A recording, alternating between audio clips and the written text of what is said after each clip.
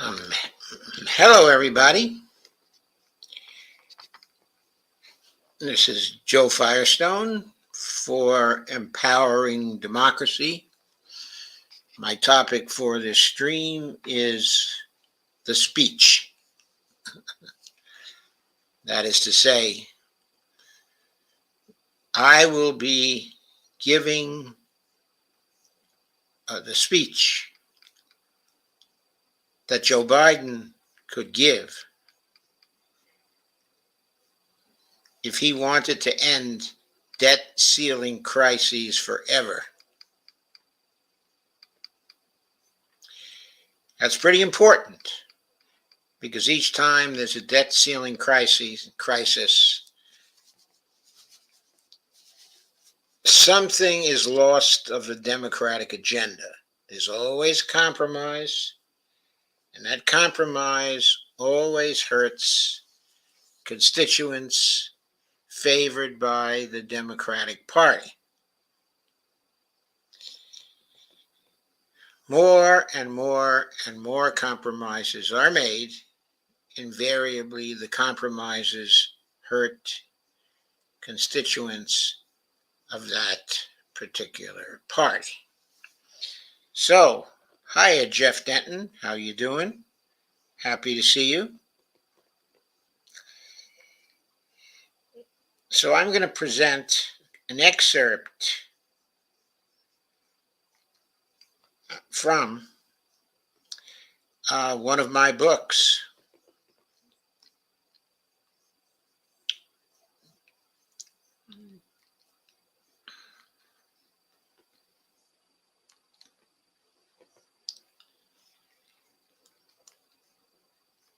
The book is called Fixing the Debt Without Breaking America, Austerity, the $1 Trillion Coin, and Ending Debt Ceiling, Sequester, and Budgetary Crises. This excerpt is from the revised edition. It was published in ebook form on Amazon Kindle on January 14th. It's available for $9.99 from Amazon.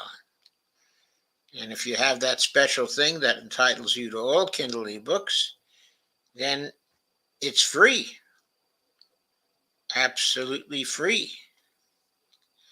The 2014 edition of this book is a revision of the 2013 edition, but both editions contain the speech that I'm going to present here.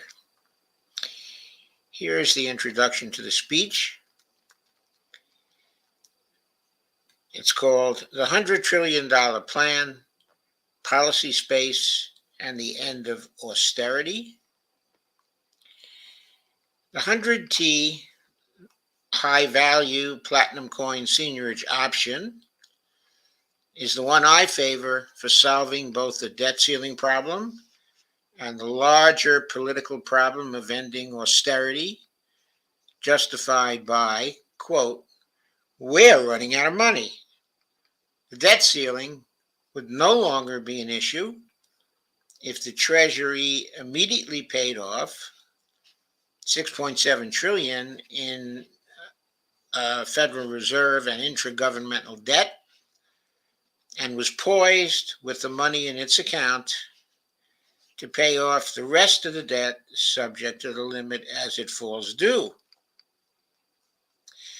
Nor would there be any justification for austerity policies if the Treasury had a public purse with 65 trillion or so of unearmarked funds.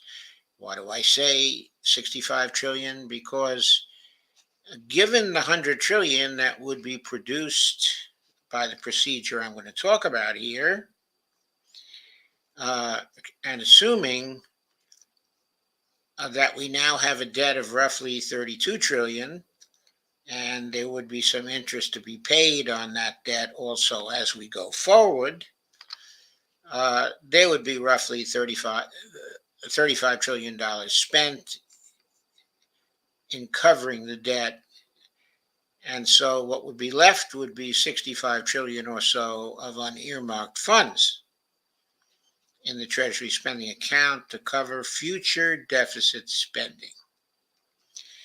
So this is the progressive alternative, the one that changes the political context of fiscal policy debates for the foreseeable future by taking austerity off the table. It also gives progressives enough time to fight a major political battle that ought to and must occur, the battle to free the Fed from control by Wall Street and banking interests, and to make it accountable to the people by placing it under the authority of the Treasury Department and our nationally elected executive, the president. What about inflation? Using platinum coin seigniorage is not intrinsically inflationary, as I show in the next chapter of the book. I do not show it in this excerpt, so you'll have to take my word for it that using platinum coin seigniorage isn't intrinsically inflationary. The very simple idea why is that the money that sits in the Treasury spending account represents a capability that cannot be spent without congressional appropriation of the money. So it's congressional appropriation of the money and the spending into the private sector that may or may not create conditions that are inflationary. Now let's turn to the political aspects of implementing the $100 trillion plan. I'll begin with the speech the president might give after minting the $100 trillion platinum coin, depositing it in secret at the Federal Reserve Bank in New York, and getting it credited by the Federal Reserve. I understand that some people may believe that the Fed's crediting the coin is a big problem for the Treasury.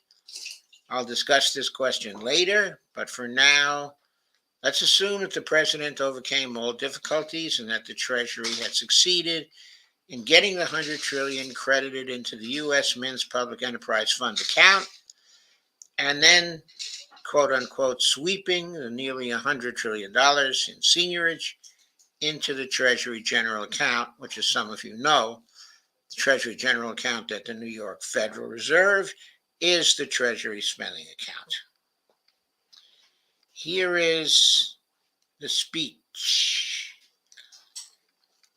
with a paragraph of introduction. If the president wanted to emulate the great Democratic presidents of the past, end austerity, and decide to rise above the debt ceiling controversy, safeguard the social safety net, and do something really, really important from the perspective of history by using 100T coin seigniorage to short-circuit the upcoming fights over the debt ceiling and the budget, then here is the sort of speech he might give. My fellow Americans, until now, the Treasury has been borrowing the money the government created back from the private sector in order to cover our deficit spending. So the national debt has been steadily growing. That's silly. According to the Constitution, the government of the people, by the people, and for the people is the ultimate source of all U.S. money. So why should we ever borrow our money back and pay interest on such a loan when we can create new money anytime by the authority of the Constitution and Congress? Congress has also imposed a debt ceiling.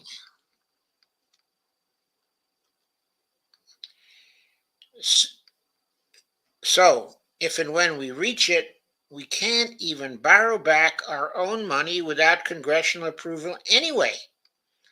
And lately, Congress has been using the need to raise the debt ceiling as an excuse to extort cuts in safety net and discretionary programs that the majority of Americans support.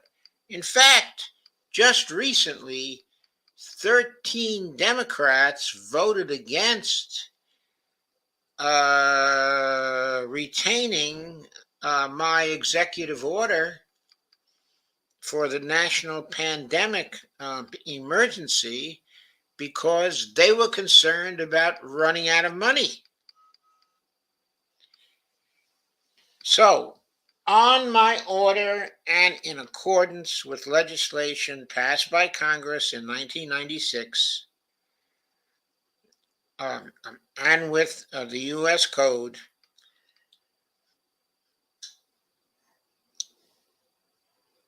the U.S. Mint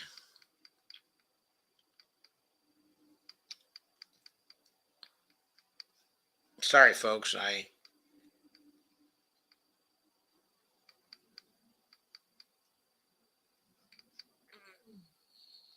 kind of screwed up my scrolling here. So, on my order and in accordance with legislation passed by Congress in 1996 and with the U.S. Code, the U.S. Mint has issued $100 trillion using a single 1-ounce platinum coin and deposited it at the New York Fed. It is legal tender, so the Fed credited the Mint's public enterprise fund account with nearly $100 trillion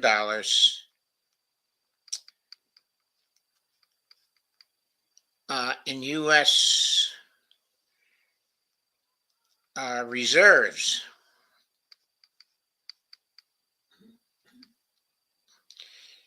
I should have said, with $100 trillion in U.S. dollar credits, using its unlimited authority from Congress to create them. This, quote, minting of money by the Treasury is not inflationary because the Fed will put our platinum coin into its vault and keep it there permanently out of circulation. Who could buy it from them anyway? And the Treasury will use the $100 trillion in USD credits it got in return for the coin only to pay back the national debt and to spend what Congress has already approved, which is only a small fraction of these credits and far from the amount needed to cause inflation. My action ends any possibility of a debt ceiling crisis now or of repeated debt ceiling crises, because we have no further need to borrow our own money back in the markets. And that's why we don't need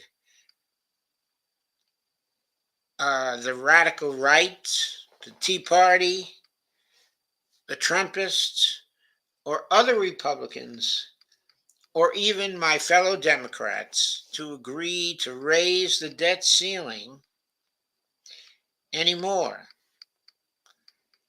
In addition,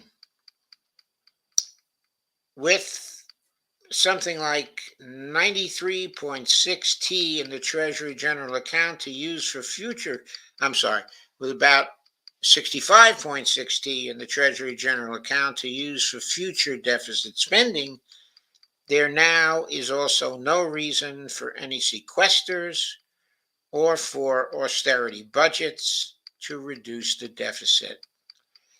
Reducing the government's, quote, deficit, unquote, is not really good for its own sake, because each dollar of deficit reduction is a dollar less in government financial additions to the non-government sector. Of course, the non-government sector is comprised of the private sector in the United States, and the foreign sector that's involved in transactions with the United States.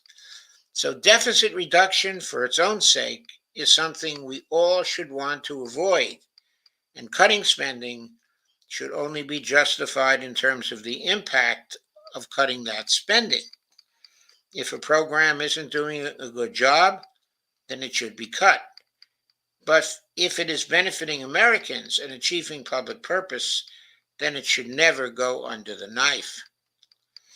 With 100T in the Treasury General Account, the Treasury has plenty of money, much more than we need.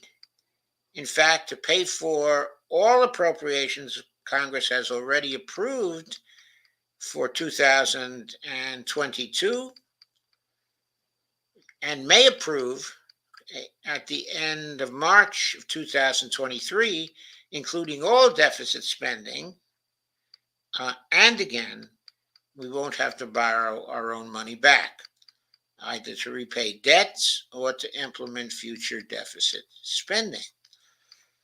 So we will pay all government debts, which will come due in 2023, 2024, and thereafter. The Treasury securities and all other debts included. We will also pay back all debts held by other agencies of government and the Federal Reserve. When we do this, we will lower the national debt by about $12 trillion, reducing the debt burden by about, about 35% by the end of 2024, and creating an actual Social Security trust fund at the Fed as a sub-account of the Treasury General Account, with something like $2.8 trillion in bank reserves in it.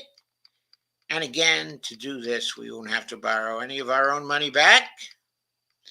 And we will also reduce our interest costs on the outstanding national debt all through the remainder of 2023, 2024, and beyond until it is all paid back. None of the $100 trillion in new credits created by our actions is money in the private sector economy until the Treasury spends it. For now, it is just capability to spend, awaiting the appropriations of Congress to mandate deficit spending, should it need to compensate for the reduction in demand, probably close to 10% of GDP right now, caused by your own desire to save, which we want to do our best to facilitate, and your desire to import goods from foreign nations, which we also want to facilitate as long as foreign nations want to sell their goods to us, and as long as we are prepared to employ all Americans who want to work full-time at a living wage with good fringe benefits, including enhanced Medicare for all. We have created $100 trillion in new credits, even though we probably needed less than that, because we wanted to cover anticipated deficit spending and debt repayment until at least 2038. The reason for this is that I wanted to have enough capability created in the Treasury account so that the national debt could be completely paid off, except for a small amount in very long-term Treasury debt, still not mature by 2052. And all projected federal deficits covered over the next 15 years, even if extraordinary deficit spending needed to be performed without further borrowing over this period. By extraordinary deficit spending, I mean something like an additional $6 trillion a year, which could conceivably be necessary to meet the climate emergency. The money would be there without having to borrow any further money from the private sector or the foreign sector.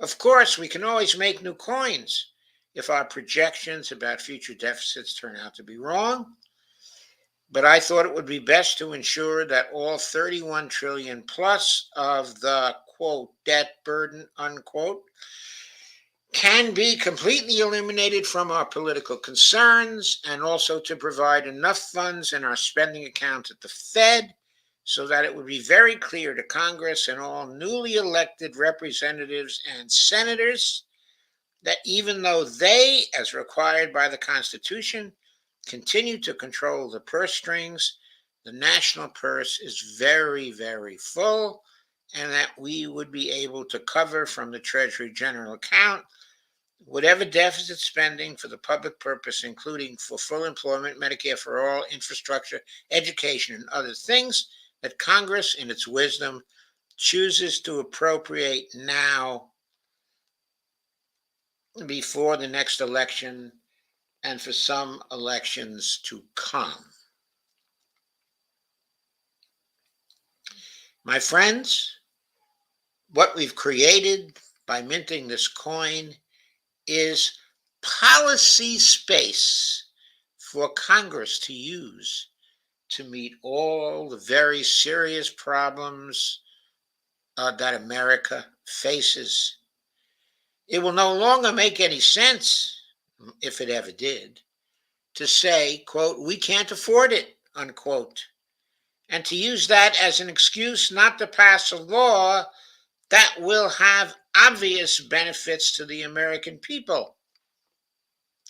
For example, it will no longer be possible to say that we can't afford to pass an enhanced Medicare for all bill that will ensure Americans for all common medical and dental expenses, including prescription drugs with no copays and no exclusions, except for elective procedures, often cosmetic in nature.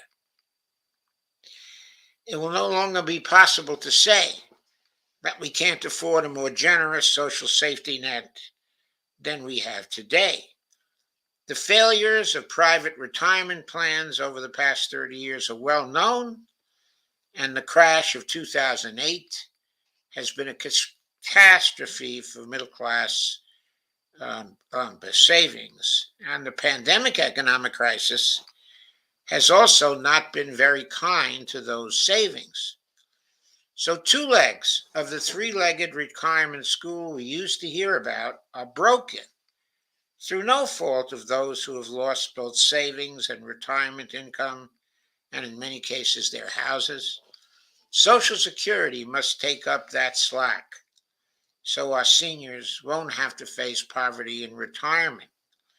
We must take care of our own here in America, and by minting the $100 trillion coin, I've shown that we can afford to do so.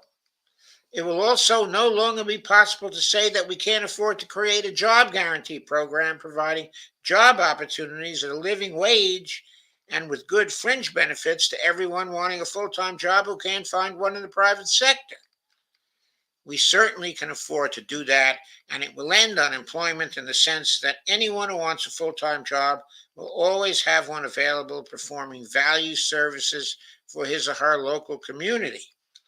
It will also no longer be possible to say that we can't afford to provide student loan relief to young people so that they are not debt slaves to banks for 20 years or even the rest of their lives in some cases.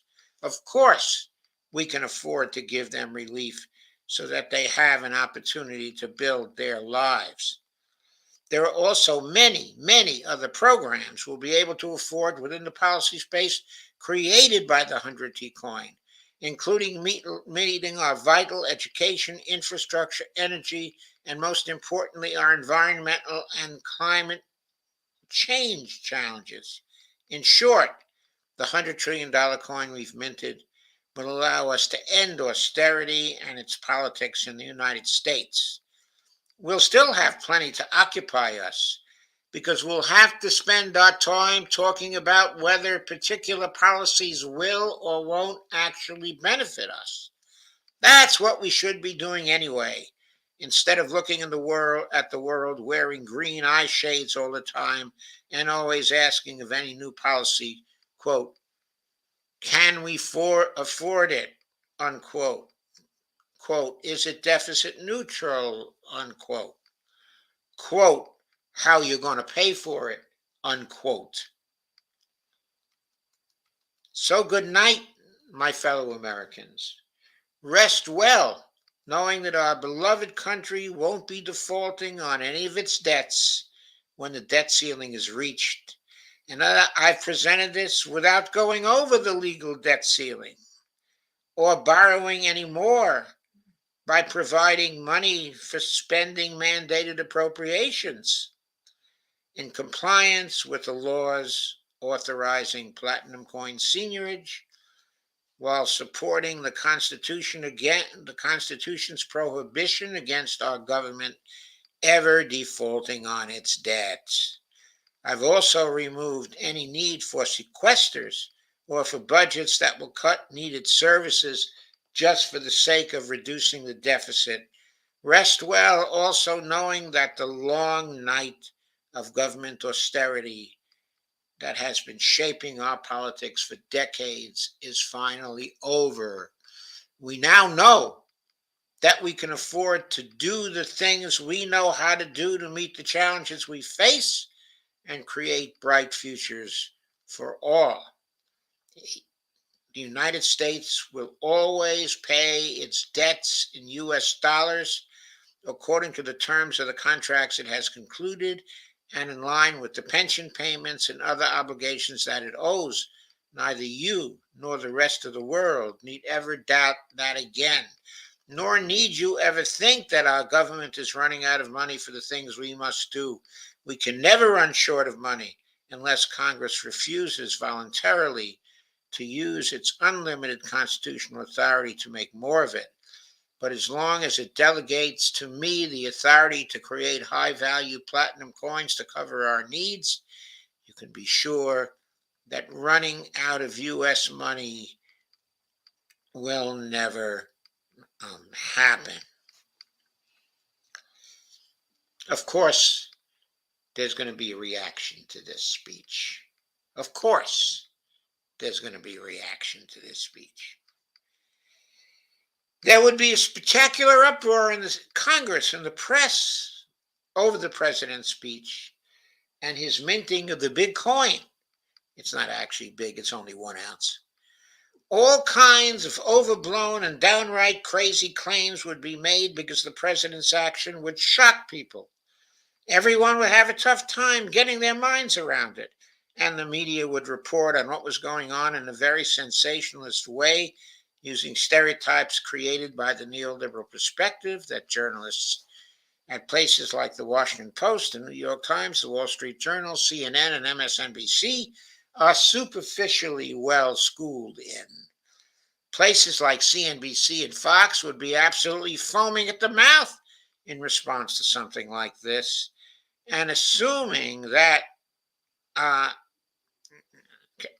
of course, Janet Yellen might very well resign over it, as might, I don't know, other people in the government as well, since Janet Yellen would be forced to have the Fed credit the coin. There would also be an immediate move in Congress to impeach the president and repeal the 1996 law that enabled his action. These moves would fail, however. The move to impeach would fail in the Senate. The move to repeal the coin seigniorage legislation would probably fail in the Senate too. But even if a coalition of Republicans and blue dog Democrats got it through the Congress, the president would simply veto it. The opposition couldn't possibly get the 2/3 vote necessary to override the veto. Even if by some miracle a repeal got through a veto, however, it would be too late. The coin would have done its work, and the 100 trillion would be in the Treasury General account. A fait accompli, and a vivid demonstration that the government can create as much money as it wants. It can only run out of money by choice. However, the president would then have to defend himself with the political campaign, the campaign of 2024, hopefully, aimed at persuading the public that his move was a bold and liberating one, and the first step in finally getting out of this protracted economic depression. And yes, he should use the D word, whatever the Republicans and the so-called fact checkers, quote unquote, say about it. And he should also begin the campaign by explaining the issuance and deposit of the first $100 trillion coin in a high profile TV address to the public, like the one presented above. In later chapters, I'll cover likely political objections in more detail. What I want to emphasize here is that the president's job, after he mints the $100 trillion coin, will be a continuous effort to sell his action by constantly emphasizing what results or is likely to result from minting the coin. Let the Austarians say what they will say. Let them bleat about socialism, quote unquote, and Biden the dictator, quote unquote, and big government all they want. Their main substantive objections will be that the executive branch is encroaching on Federal Reserve independence, and there is sure to be inflation coming from the new expectations people will have as a result of using the coin's proceeds to pay off the debt and cover deficit spending. There won't be any inflation, however, and as it fails to materialize, the president needs to rub that fact in the face of the inflation hawks. He must never fail to point out that their inflation expectations are based on bankrupt economic theories and that he is paying down the national debt quickly and in large proportions so that in a few years, most of it will be a thing of the past. Excuse me. As for the independence of the Fed, the bankers, Wall Street, the ratings agencies, and the traders may care a lot about that. But the Fed is very unpopular with the country at large. It is hated by the right and the left, and it is unloved by the center and the 99%. Most people won't give a fig if its independence is compromised by the $100 trillion coin.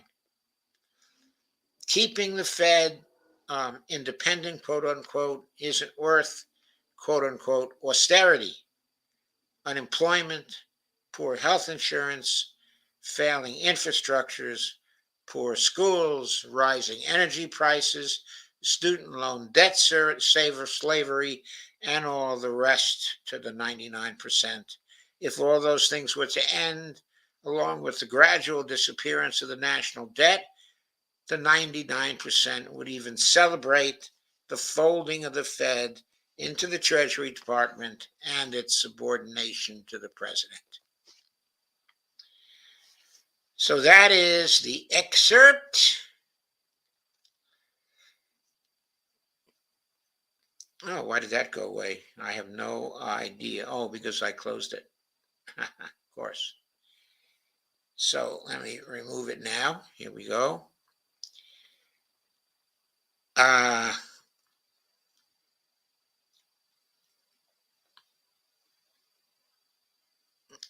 I now go to your comments. Steve Wolfbrand says, hello all. Gregory Mallard says, good afternoon, everyone.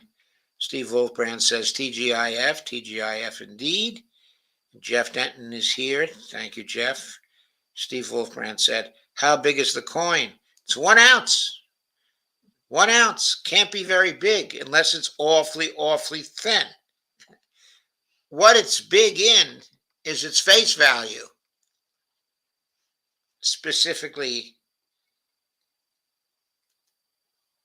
100T face value. Jeff Denton says, I don't get it. We're supposed to think that people who pretend to fight over the deficit are on different sides when our money is created out of thin air. No wonder things are such a mess. Well, not all of the people who fight over the deficit are pretending to think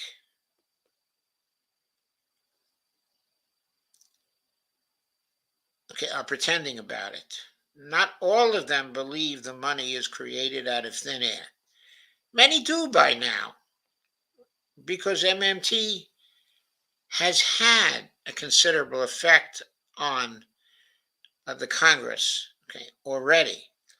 But there are still many in the Congress who don't believe the money is created out of thin air. There are still people in the Congress who are purposely dumb about things like fiscal and financial matters.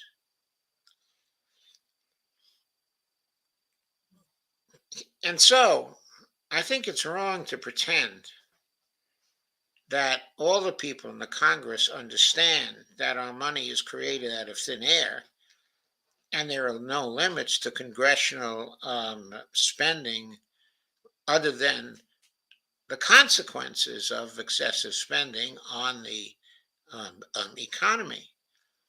There are many of them who believe that we have to balance or should be balancing our budgets for fiscal reasons. Steve Wolfman says, by the way, Doc, I told Kit in the super chat that you said to tell him hello and that he should get you on HLM as an MMT guest. He liked the idea, so maybe he'll reach out to you. Well, thank you, Steve. Steve says they should put the coin in a museum and let people see it.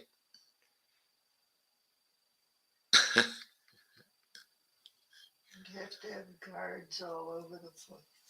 They should put a mock up of the coin in a museum and let people see it. The picture. If they didn't, they would have to have guards all over the place. Though I don't know how any criminals who seized the coin would be able to negotiate it. How would they break it up? They can't spend the $100 trillion. So they have to go to an institution to break it up in some way, to turn it into electronic credits that they could freely use. Around the world with Brandy and Dee. Hello, everyone. Steve says, hi, Dolores. Yeah, that probably is Dolores. Yeah, not Brandy.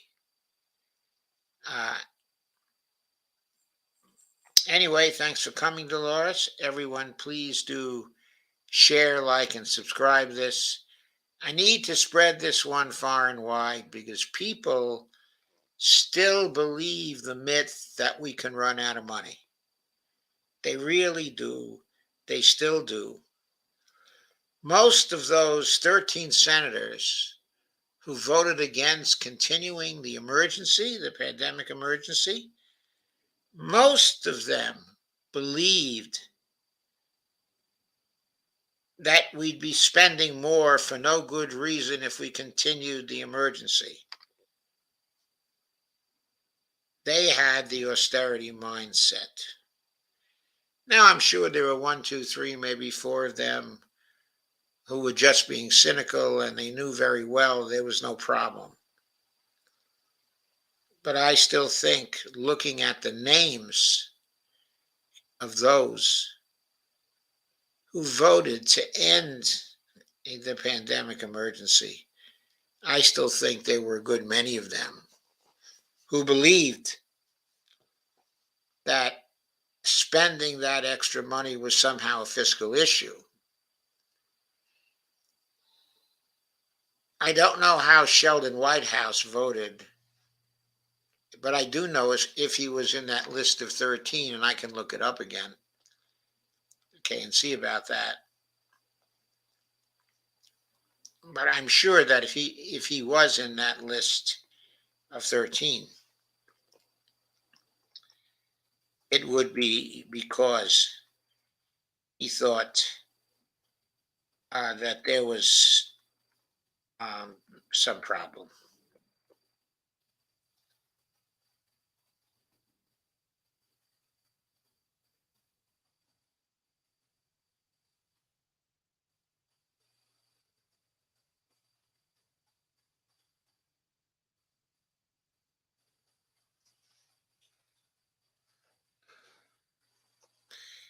In fact, I'd even bet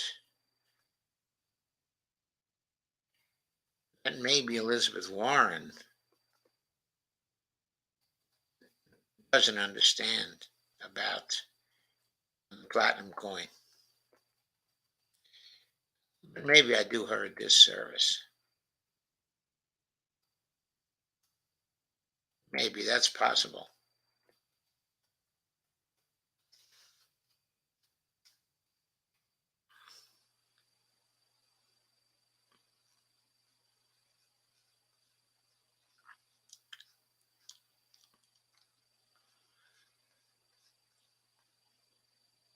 Why have I lost track of that article?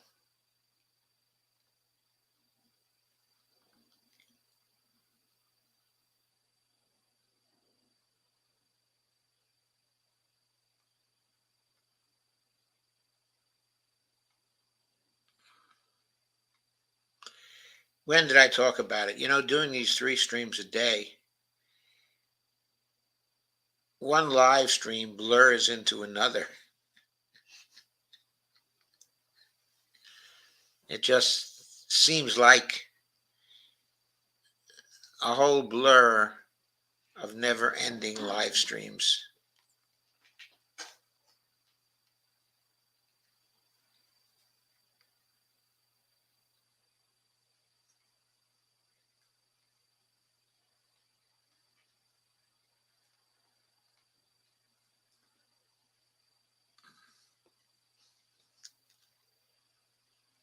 That is amazing.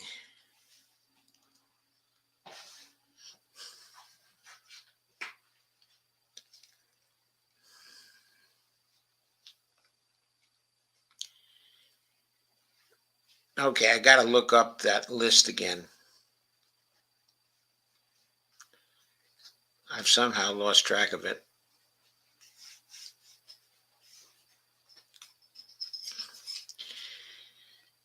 Okay, are there any more comments?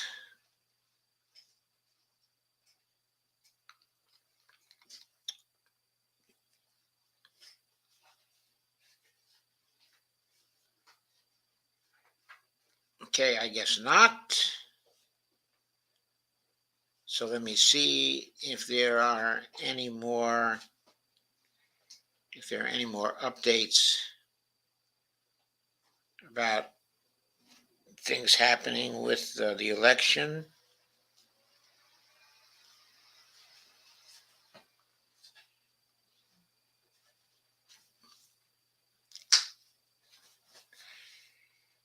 Okay, ABC News is reporting, this is by Jeffrey Skelly at 3:26 p.m.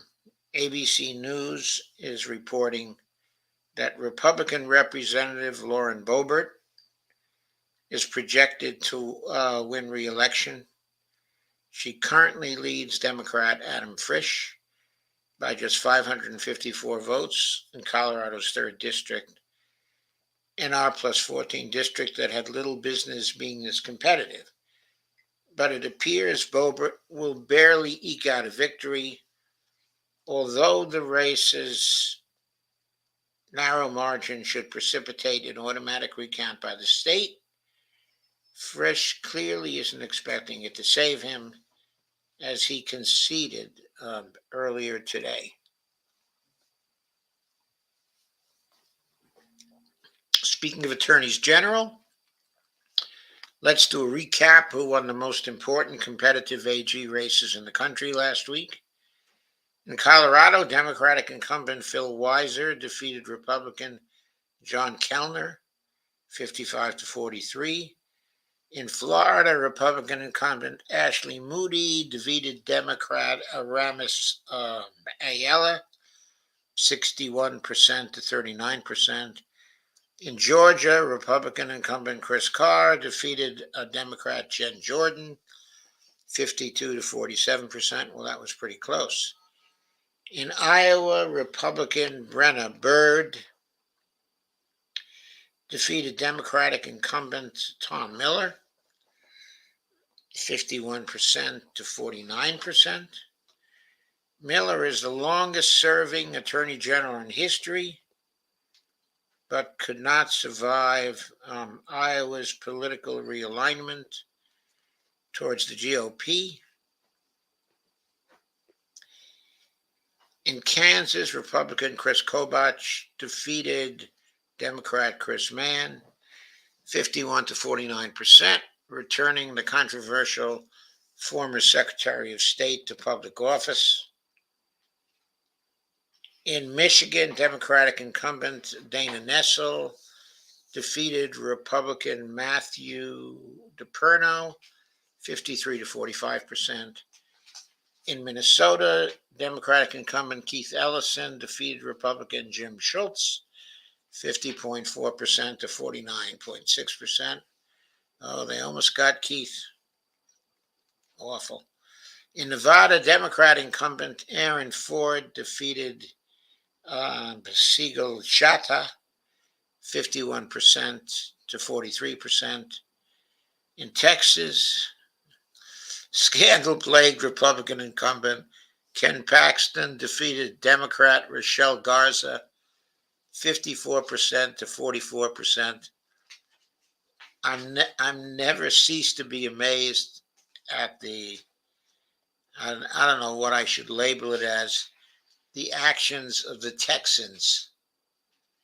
You can even be scandal-plagued and win down there. In Wisconsin, Democratic incumbent Josh Kaul defeated Republican Eric Toney 51% to 49%. That was in Wisconsin. And here's the concession notice. Democrat Adam Frisch has conceded to Republican Lauren Boebert in Colorado's 3rd District. Concessions aren't legally binding. So what changed the fact that the race will be recounted in accordance with Colorado law. However, it does reflect how unlikely it is that the recount will change the outcome for reasons Jeffrey detailed earlier. I don't know if it reflects how unlikely it is that the recount will change things, as much as it reflects the perceptions of how unlikely it is that the recount will change the outcome. As Nathaniel discussed earlier, the margin in the race for Arizona Attorney General is just 236 right now. Democrat Chris Mays has 1,250,769 votes to Republican Abe Hamadez 1,250,533, with an uncertain number of votes left to tally. Arizona's Secretary of State office says around 10,000 statewide, but some are provisional votes that may not end up being valid. In percentage terms, then, Mays leads Hamadeh 50.0047% to 49.9953%, a margin of 0.0094 points. That is certainly close, to put it mildly, with the recount likely here. We were curious just how much that could move the numbers, although again these totals will shift somewhat more in the days to come. Helpfully, Fair Vote has an updated report on recounts in statewide elections dating back to 2000. In that span, they found around 35 statewide races that went to recount. In just 3 of those races did the candidate who trailed entering the recount come out on top. So in other words, the chances were 1 in 10 that a recount would change the result. From my point of view, that's a good reason for Frisch not to have conceded. 1 in 10 percentage is high enough to stick in there until the end. So,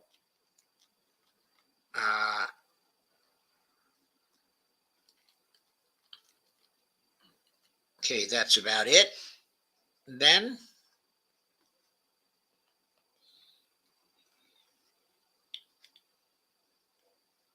thank you everybody for coming. I'm out of here for now. I will be back at 9 p.m. I expect to be back with Ezra. Let me see if that's going forward as I expect. Not yet. We talked about it last night. He was inclined to show up for tonight, but I'm waiting for his answer today to nail it down. As of now, I do expect him. We'll be talking about uh, the leadership fight inside of the Democratic Party that's been precipitated by Pelosi's her announcement that she won't be running again for leadership, followed by Steny Hoyer's announcement, followed by Jim Clyburn's announcement. So the leadership spots are open with Hakeem Jeffries and Catherine Clark, I suppose, still being willing to run for the leadership spots. Thank you all for coming. I will see you at 9 p.m. this evening.